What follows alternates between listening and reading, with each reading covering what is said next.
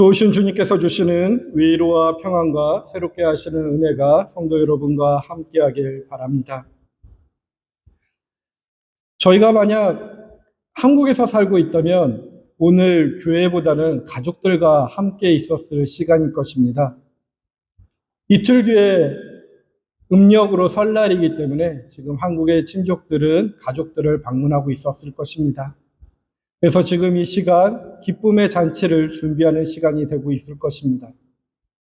근데 신앙인들은 또한 수요일부터 사순절이 시작된다는 것을 알고 그 기간을 준비하는 사람도 있었을 것입니다. 그러니 기쁨의 명절을 맞이하는 주이기도 하면서 곧 머리에 죄를 무릅쓰고 인간의 유한함을 자복하는 사순절의 문턱을 넘기 위해 준비하는 기간입니다. 이때 신앙인들은 이런 질문이 생길 수 있을 것 같습니다. 어느 쪽에 더 마음을 더 써야 될까? 기쁨의 잔치의 새해 명절을 누려야 할까? 아니면 고통의 골짜기를 걷는 자가 되어야 될까? 근데 대부분의 성도들이 이 두 세계를 나누어서 생각하려고 합니다. 왜냐하면 기쁨은 축복이고 고난은 피해야 할 저주라고 믿기 때문에 그런 생각을 갖지 않나 저는 생각합니다. 하지만 오늘 우리가 마주할 변화산의 현장은 전혀 다른 영성을 제시하고 있습니다. 그것은 산 위에와 산 아래, 영광과 고난을 하나로 묶어내는 통합주의 영성이라 저는 표현하고 싶습니다. 요즘 저는 많이 쓰는 제가 묵상하는 단어는 양자적인 영성이라고도 표현하고 싶기도 합니다. 그래서 이 이야기를 들려주기 위해서 먼저 들려주고 싶은 이야기가 있습니다. 1952년에 플로렌스 체드윅이라는 여성 수영 선수가 있었습니다. 카탈리아 섬으로 캘리포니아 해안까지 횡단하는 도전에 나섰던 여인입니다. 그녀는 이미 영불 해협을 다 왕복한 베테랑이었습니다. 그보다 짧은 카탈리아 섬에서 캘리포니아 해안까지 헤엄을 쳐서 가는 일을 도전했던 것입니다. 근데 그날은 유독 짙은 안개가 꼈다고 합니다. 15시간이나 넘는 사투 끝에 그녀는 결국 포기하고 배 위로 올라왔다고 합니다. 그런데 기록에 그녀가 포기한 지점이 목표에서 고작 800m 밖에 떨어지지 않았다는 점이 드러났습니다. 그녀는 나중에 이렇게 고백했다고 합니다. 추위 때문에도 피로 때문에도 아니었다고. 안개 때문에 목표 해안선이 보이지 않았기 때문에 그 일을 이루지 못했다고 표현했다고 합니다. 근데 성도 여러분, 신앙생활도 우리가 이와 같지 않을까요? 작년에 세웠던 영적인 계획들이 실패하고 해마다 맞이하는 사순절의 그저 지루한 반복처럼 느껴지는 이유는 우리의 삶을 덮고 있는 일상의 안개 때문이지 않을까 묵상해 봅니다. 그 안개 속에서 우리가 보아야 할 목표, 우리가 이루어야 할 삶의 모습들이, 즉 예수 그리스도의 영광을 놓쳐버렸기 때문에 우리도 신앙의 경주를 실패하는 것은 아닐까요? 그러니 우리가 그 목표를 제대로 보아야 될 것 같습니다. 오늘 주어지는 말씀을 통해 우리의 삶의 안개를 걷어낼 세 가지의 영적 지표를 확인하고자 합니다. 영광을 맞이하기 위해 우리에게 주어진 엿새의 침묵이 무엇인가? 그리고 우리가 보아야 할 진정한 영광의 실체는 무엇일지? 그리고 그 빛을 품고 내려갈 산 아래의 현장은 어떤 곳인지를 한번 같이 깊이 추적해 보고자 합니다. 이 경계의 시간, 산 위와 산 아래를 하나로 통합하시는 예수 그리스도의 그 신비로운 통치 속으로 여러분을 초대하고자 하는 것입니다. 우선 먼저 엿새에 대한 그 내용들을 살펴보겠습니다. 오늘 마태복음 말씀을 한번 보십시오. 시작이 어떻게 되었는지. 엿새 후, 엿새 뒤에 라는 단어로 시작합니다. 왜 굳이 이런 단어가 들어갔을까 생각해 봅니다. 그냥 평범한 시간을 왜 굳이 이렇게 배치했을까? 근데 엿새 뒤에라는 것이 오늘 함께 읽었던 출애굽기 말씀 속에서도 엿새가 등장합니다. 아마도 이 구약의 거대한 서사를 일깨우기 위한 이 마태복음 말씀을 듣고 있는 자들에게 청중에게 던지는 하나의 후크가 아닐까 생각합니다. 이 엿새 뒤에 생각하면서 이 출애굽기 24장을 한번 생각해 보십시오. 모세가 하나님의 부르심을 받고 산에 올랐을 때 여호와의 영광이 그 산 위에 머물고 있는 짙은 구름이 그를 덮었다고 오늘 본문은 말씀하십니다. 근데 놀라운 사실은 하나님의 그를 즉시 부르지 않았다라는 것입니다. 모세는 그 막막한 구름 속에서 정확히 엿새 동안을 아무 소리 없이 기다려야 했습니다. 그 엿새가 모세에게 어떤 기분이었을까요? 그리고 7째 날에야 비로소 하나님은 구름 가운데 속에서 모세를 부르셨다고 하는 기록이 있습니다. 이 시내산의 엿새가 이제 마태복음 17장 변화산 앞에서 제자들의 현실을 고스란히 옮겨옵니다. 제자들에게 이 엿새는, 이 6일은 어떤 시간이었을까요? 마태복음 17장 앞에 있는 그 15장, 16장을 읽어봐야 됩니다. 어떤 일이 있는지 나중에 한번 성경을 펴보고 살펴보십시오. 앞에서 보면은 제자들이 엿새 전에 예수님한테 청천벽력 같은 소리를 듣습니다. 예수님을 따라서 놀라운 메시아로 맞아들이고 하나님의 나라를 이루고 싶은 마음이 많았는데 예수님이 갑자기 예루살렘에 가면 죽음을 당한다는 이야기를 합니다. 납득이 안 됩니다. 그리고 너희들도 역시 자기 십자가를 지고 죽음의 길을 따라야 된다고 순환을 예고하고 순환의 길을 따를 것을 요청합니다. 그때 베드로는 어떻게 했나요? 예수님의 좌우편 속에서 영광스러운 자리를 탐했던 베드로는 그러면 안 된다고, 그 죽음의 선언을 감당할 수 없다고 나섰다가 사탄아 물러나라 라는 소리를 주님께 들었습니다. 그리고 엿새 동안 성경은 주님이 그 어떠한 해명도 위로도 한 것을 기록하지 않았습니다. 오직 무겁고 차가운 침묵만이 그 시간을 채우고 있습니다. 그렇다면 그 시간 동안의 제자들은 어떤 기분이었을까요? 이렇게 출애굽기와 마태복음이 공통으로 가리키는 엿새는 어찌 보면 버려진 공백처럼 느껴집니다. 그런데 오늘 출애굽의 말씀을 통해서 곰곰이 묵상해 보면 그것은 하나님의 임재가 우리의 삶에 상륙하기 위해 반드시 거쳐야 할 영적 안식이자 성화의 도가니의 시간이 아닐까 묵상이 됩니다. 하나님의 영광은 그냥 마치 우리 일상 속에서 전기밥솥에서 밥을 하듯이 시사 버튼을 딱 누르면 몇십 분 안에 그 영광이 바로 탁 드러나는 것은 아닐 겁니다.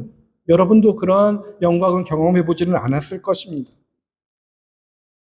우리의 내면 속에 나의 그 내면의 소리가 잦아들고 고난 없는 영광을 구하던 베드로의 인간적인 계산이 멈추어지고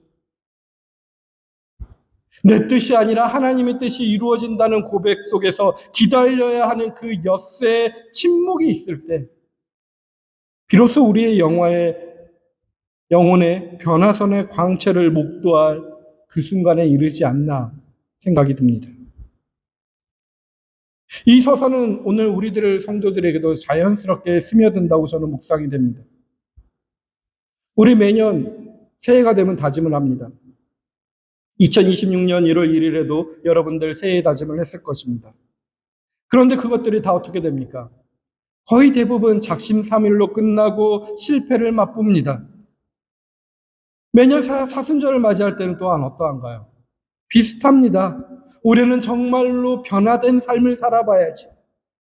신앙인답게 살아봐야지 결단하지만 어느덧 일상의 분주함 속에 그 비장함은 사라지고 몸이 건조한 종교적인 행위만 남을 뿐입니다.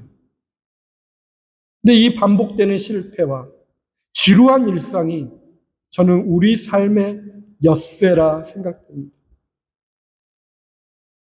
우리는 이 엿새의 실패를 증거라고 생각하지만 사실 하나님은 그 침묵의 6일 동안 우리 안에 베드로를 죽이고 계신 것입니다. 이 엿새가 6년이 될 수도 있고 60년이 될 수도 있다라는 것입니다. 그 기간이 필요합니다. 그러니 작년에 계획했던 기도가 무너졌어도 올해의 사순절이 여전히 안개 낀 바다처럼 막막하게 느껴졌어도 괜찮다고 여겨집니다.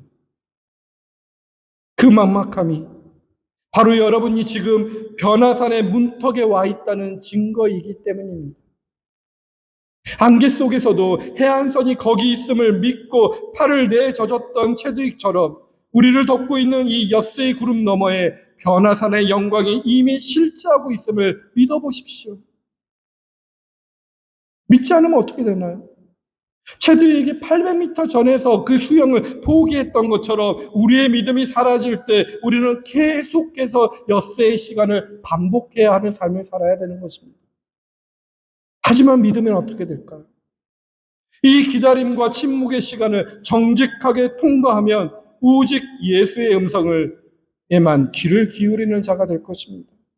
구름이 걷히는 일곱째 날에 그 찬란한 통합의 영성을 맛보게 될 것이라고 저는 믿습니다. 이 엿새를 이번 한 주 깊이 묵상해 보시길 권해드립니다. 이제 두 번째로 그 엿새가 지나고 변화산 위에 있다면 그 변화산 위에서 펼쳐진 눈부신 광경을 전혀 다른 시선으로 한번 바라봐야 됩니다. 마태복음 17장 1절에 그 엿새 후에 일어난 변화는 없던 영광이 갑자기 나타난 사건이 아닙니다. 이는 출애굽기 24장에 있는 본문과 완벽하게 겹칩니다. 오늘 출애굽기 24장 16절을 보면 주님의 영광이 시내산에 머무르고 엿새 동안 구름의 산을 뒤덮었다. 이랬날 주님께서 구름 가운데서 모세를 부르셨다라고 기록합니다. 이것은 무엇을 의미할까요? 하나님의 영광은 엿새 지난 다음에 비로소 도착하는 것이 아니라는 것입니다. 구름이 산을 가리고 있던 그 침묵의 엿새 내내 하나님의 영광은 이미 그 산 위에 육중하게 머물고 있었다라는 것을 말씀하고 있습니다. 제자들이 십자가의 순환의 후를 듣고 절망하면서 6일을 지나고 산을 오르던 그 막막한 6일은 영광이 부재했던 결핍의 시간이 아니었음을 증명하는 것입니다. 오히려 그 짙은 구름 속에 그 숨막히는 침묵 자체가 하나님의 영광이 제자들을 덮고 있었던 가장 강력한 임재의 현장이라고 우리는 새롭게 신비롭게 말할 수 있는 것입니다. 우리가 깨달아야 할 영광 바로 이것입니다. 첫 번째 신비가 바로 여기에 있습니다. 영광은 우리가 무엇인가 기다리고 고난하고 수행한 끝에 다가오는 것이 아니라 우리가 고통받고 인내하며 걷는 그 엿새의 시간 속에 이미 중첩되어서 흘러가고 있다는 것입니다. 변화산의 변모는 새로운 영광의 창조가 아니라 그동안 우리를 덮고 있던 구름을 잠시 걷어내어 이미 우리 곁에 와 있는 영광의 실체를 확인해 줬던 사건이라는 것입니다. 그러므로 성도 여러분, 여러분이 겪고 있는 그 지독한 엿새 동안의 고난은 영광의 부재가 아니라 영광이 구름이라는 옷을 입고 여러분을 감싸고 있는 시간이심을 믿으셔야 합니다. 근데 그 믿음 가운데 영광의 실제를 볼 수 있는 기회가 우리의 삶 속에서 간간히 드러나는 것입니다. 베드로는 이 눈부신 실제를 확인하는 순간 소리쳤습니다. 주님, 우리가 여기 있는 것이 좋사오니 초막 3개를 짓겠다고 말합니다. 우리는 흔히 베드로의 이 제안을 철없는 실수로 치부하지만 사실 이것은 우리 모두의 심장 속에 숨겨진 가장 지독한 종교적인 유혹이라 저는 판단됩니다. 베드로가 왜 초막을 짓겠다고 했을까요?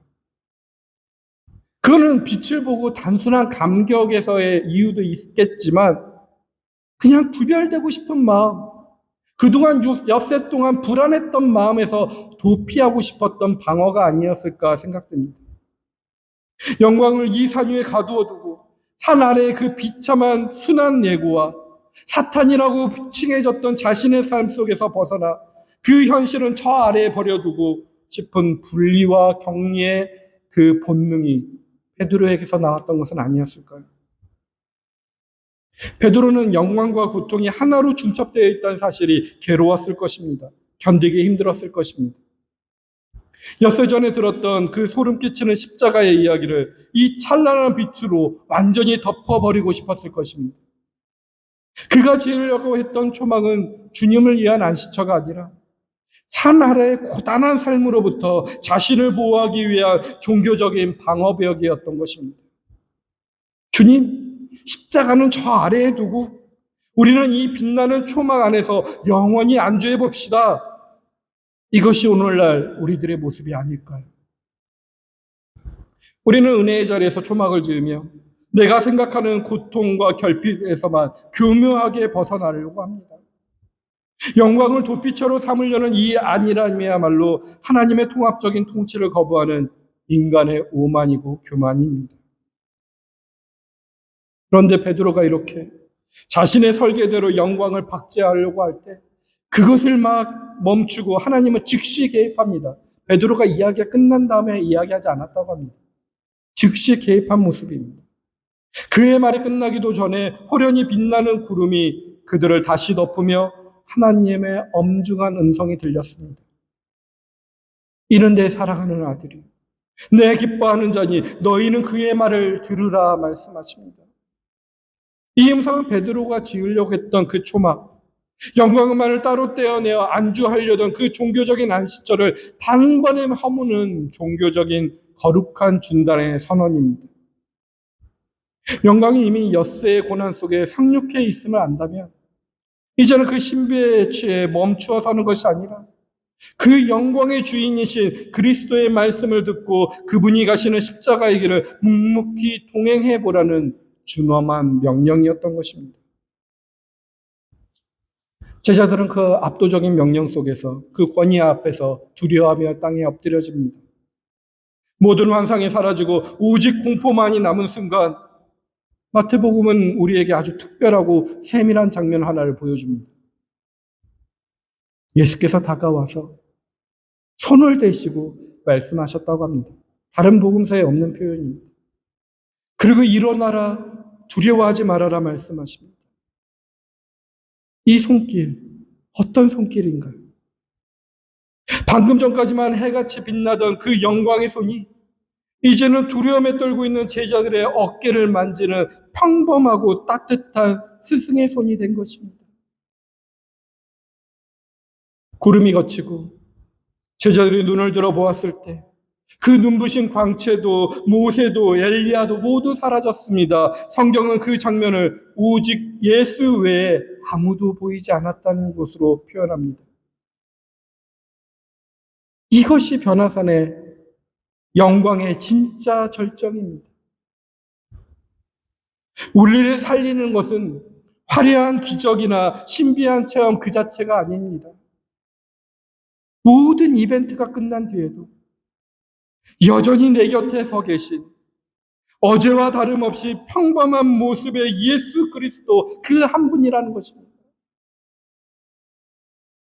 화려한 강체가 사라진 뒤에 남겨진 주님의 그 따뜻한 손길은 영광이 특별한 장소에만 있는 것이 아니라 우리의 모든 초라한 일상 속에 이미 중첩되어 있음을 보여주는 가장 확실한 증거인 것입니다. 이번 한 주 우리의 삶 속에 이미 중첩되어 있는 그 주님의 따뜻한 손길을 한번 깊이 묵상해 보길 간절히 바랍니다. 이제 세 번째 생각의 부분입니다. 구름이 걷히고 모든 신비로운 광경이 사라진 뒤에 제자들 곁에는 다시 평범한 모습의 예수님만 남으셨습니다. 이제 주님은 그 제자들의 손을 잡고 산 아래로 발걸음을 옮기신 것으로 오늘 본문의 말씀은 마무리됩니다. 여기서 잠시 한번 멈추고 이런 질문을 저는 던져봤습니다. 주님은 왜 그 황홀한 빛의 자리에 초록박을 짓지 않으시고 굳이 흙먼지 날리고 탄식 소리가 끊이지 않는 산 아래로 내려가셨을까? 근데 그 해답은 이어진 말씀을, 마태복음 말씀을 계속해서 한번 나중에 읽어보시길 바랍니다. 산 아래, 반 아래 발을 디디자마자 마주하는 광경 속에 답이 고스란히 담겨져 있습니다. 산에서 내려오자마자 주님을 맞이하는 것은 눈부신 환호가 아니라 귀신 들린 아이를 붙잡고 절규하는 아버지의 비명이었습니다. 산 위에서 제자들이 하나님의 음성을 들으며 엎드려 있을 때 산 아래에 남겨진 제자들은 아이를 고치지 못해 쩔쩔매며 비웃음을 당하고 있었습니다. 산 위는 하늘의 평강이 지배하는 성소였으나 산 아래는 어둠과 혼돈, 인간의 처절한 무력감이 지배하는 가시밭길이었습니다. 이 극명한 대조를 성경보다 더 생생하게 포착해낸 예술가가 있습니다. 바로 르네상스의 거장 라파엘로입니다. 한번 주보에 있는 그림을 살펴보십시오. 오늘 그림은 라파엘로의 그리스도의 변모라는 그림입니다. 그는 신기하게도 변화산의 이야기를 위아래 두 아래층으로 나누어 한 화면에 담았습니다. 화면의 윗부분은 우리가 지금까지 묵상한 산 위의 거룩한 영광입니다. 광채 속에 떠오르시는 예수님은 고요하고 성스러우시며 그 곁에 모세와 엘리야는 하늘의 평화를 노래하는 듯합니다. 그러나 라파엘의 천재성은 화면 아래 부분 속에서 빛을 발한다고 판단이 됩니다. 그는 산 위에서 벌어지는 일과 동시에 산 아래서 일어났던 그 아수라장 같은 풍경을 같은 캔버스 안에 그려 넣었습니다. 눈이 뒤집어진 채 몸을 뒤틀리는 아이, 그리고 절망에 빠진 부모, 그리고 당황하여 손가락질하는 제자들의 혼란이 캠퍼스 하단에 가득 채워지고 있습니다. 라파엘로가 무슨 의도로 이렇게 그림을 그렸을까요? 그의 메시지는 명확할 것입니다. 산 위의 영광과 산 아래의 비극은 서로 멀리 떨어진 다른 세계가 아니라는 것입니다. 이 두 세계는 지금 이 순간에도 하나의 캠퍼스, 즉 우리의 삶이라는 평면 위에 동시에 존재하고 있다는 것입니다. 이것이 바로 우리가 깨달아야 할 통합주의 영성, 양자적인 영성이 실체입니다. 우리가 예배당에서 영광의 찬송을 부르는 이 순간에도 우리의 삶 한 구석에는 여전히 우리를 괴롭히는 일상의 가시와 귀신 들린 어린아이 같은 절망적인 현실이 중첩되어 있다는 것입니다. 주님이 산 아래로 내려가신 이유는 그 빛을 산 위에 박제해 두기 위함이 아니라 산 아래에서 그 처절한 어둠을 뚫고 들어가 치유하고 회복해야 할 생명의 빛이셨기 때문에 산 아래로 내려가셨던 것입니다. 이것을 좀 어렵게 신학자 톰 라이드는 이 변화산의 빛이 저 예루살렘 밖 골고다 언덕의 어둠과 기묘하게 중첩되어 있다는 것을 표현했습니다. 빛과 어둠이 붙어 있습니다. 이 산 위에서 해같이 빛나던 주님의 빛과 그 빛나던 주님의 얼굴은 저 산 아래 십자가 위에서 수치로 일그러질 것이라고 표현합니다. 근데 이것이 중첩되어 있다는 것입니다. 여기서 눈부시게 하였던 그분의 옷은 저기서 병사들에 의해 갈갈이 찢기고 벗겨질 것이라는 것입니다. 이것을 같이 봐야 된다는 것입니다. 산 위에서 예수님의 좌우를 지켰던 영웅 모세와 엘리야의 자리는 저 산 아래 언덕에선 인류의 제약을 상징하는 두 명의 강도로 바뀔 것입니다. 성도 여러분, 이 대조가 말하는 것이 도대체 무슨 뜻일까요? 변화산의 영광은 십자가의 고난을 지워버리는 마술이 아니라는 것입니다. 오히려 그 영광은 다가올 십자가의 깊은 어두움을 통과해낼 수 있게 하는 유일한 동력이자 우리의 일상에서 마주할 가시를 견디게 하는 영적인 면역력이라는 것입니다. 산 위에서 하나님이 내 사랑하는 아들이라 앉히셨던 그 음성은 십자가 위에서 어찌하여 나를 버리셨나이까 하는 침묵으로 이어지지만 그 침묵 속에도 여전히 변화산의 영광은 흐르고 있다라는 것입니다. 이 산의 빛과 저 산의 어둠은 동전의 양면처럼 하나로 묶여있는 양자적인 사건이라는 것입니다. 이제 여러분의 삶을 한번 돌아와 봅시다. 우리는 매년 새해에 거창한 계획을 세우지만 어느덧 2월 중순이 된 지금 우리의 계획은 벌써 무너지고 작심삼일의 실패만 남아있을지 모르겠습니다. 매년 맞이하는 사순절이 그저 무미건조한 종교 행사가 되고 내 신앙은 전혀 변화되지 않는 것 같아 낙심하고 있을 수 있을 것입니다. 하지만 기억하십시오. 그 반복되는 실패와 지루한 일상이 바로 우리가 거쳐야 할 산 아래의 엿새라는 것입니다. 하나님은 우리가 완벽한 성취를 이루었을 때만 영광을 보여주시는 분이 아니십니다. 라파엘의 그림 아래쪽에서 한 제자가 고통 속에서도 신음하면서도 손가락으로 산 위에 있는 예수를 가리키고 있듯이 우리 역시 가시돋친 일상의 한복판에서 산 위의 영광을 기억하며 오직 예수의 손을 잡고 다시 하산하면 되는 것입니다. 작년에 실패했어도 괜찮습니다. 오늘 실패해도 괜찮습니다. 이번 사순절에 특별한 감흥이 없어도 괜찮습니다. 매주 드리는 예배마다 특별한 감흥이 없어도 괜찮습니다. 중요한 것은 그 가시밭길을, 그 암흑 같은 길을 혼자 걷는 것이 아니라 산 위에서 우리에게 손을 대시며 일어나라, 두려워하지 말라 말씀하신 그 주님과 함께 걷는 것입니다. 진정한 영광은 산 위에 집을 짓고 머무는 안일함에 있지 않습니다. 그 빛을 품은 채 산 아래의 어둠 속으로 기꺼이 들어가 내 삶의 가시가 하나님의 영광이 머무는 성소가 되게 하는 것. 그것이 바로 오늘 우리가 결대해야 할 하산의 영성인 것입니다. 주님은 지금도 산 아래에 우리를 향해 손을 내며 말씀하십니다. 내가 너와 함께 가겠다. 그것이 바로 내가 영광을 드러낼 나의 자리이다 말씀하신다고 저는 들리고 있습니다. 말씀을 마무리하겠습니다. 성도 여러분, 지금 우리는 변화산의 눈부신 광채를 뒤로하고 다시 우리가 살아야 할 삶의 자리로 돌아가야 합니다. 그것이 주일 예배의 자리입니다. 근데 서론에 말씀드렸던 플로렌스 체드윅의 이야기를 다시 기억해 보십시오. 그녀를 가로막았던 것은 차가운 바닷물이 아니라 목표를 가려버린 짙은 안개였습니다. 우리 역시 내일부터 시작될 이틀 뒤부터 성절될 설 명절의 들뜸과 수요일부터 다가올 사순절의 무거운 침묵 사이에서 삶의 방향을 잃게 만드는 수많은 일상의 안개들을 마주하게 될 것입니다.